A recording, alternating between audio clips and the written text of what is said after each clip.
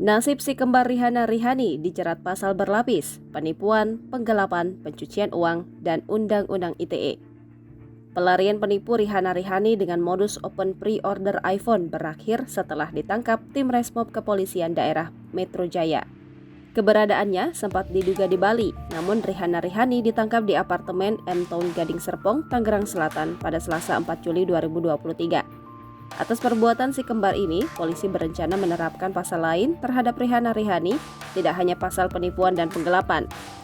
Direktur Kriminal Umum Polda Metro Jaya, Kombes Hengki Haryadi mengungkapkan, penyidikan juga akan mengarah ke bentuk tindak pidana di media sosial dan pencucian uang. Pada konstruksi awal, Rihanna Rihani dijerat dengan pasal 378 dan 372 Kitab Undang-Undang Hukum Pidana tentang penipuan dan penggelapan. Apabila proses penyidikan nanti ternyata penipuan tersebut merupakan mata pencarian si kembar, polisi akan terapkan pasal lain, pasal 379 huruf A KUHP. Penyidik juga akan menerapkan pasal 28 Undang-Undang Nomor 19 Tahun 2016 tentang informasi dan transaksi elektronik karena penipuan dilakukan di media sosial.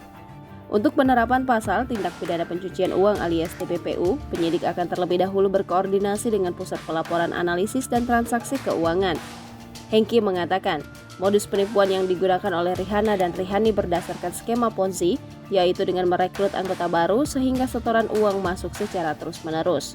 Adapun total kerugian para reseller atas perbuatan si kembar ini ditaksir mencapai 35 miliar rupiah. Para korban mengalami kerugian yang bervariasi, salah satunya bahkan mencapai 5,8 miliar rupiah. Saat ini, Polda Metro Jaya mencatat ada 18 laporan polisi dari korban Rihanna Rihani.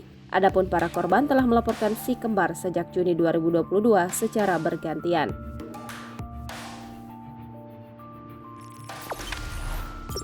Jangan lupa subscribe, share, komen, dan like ya.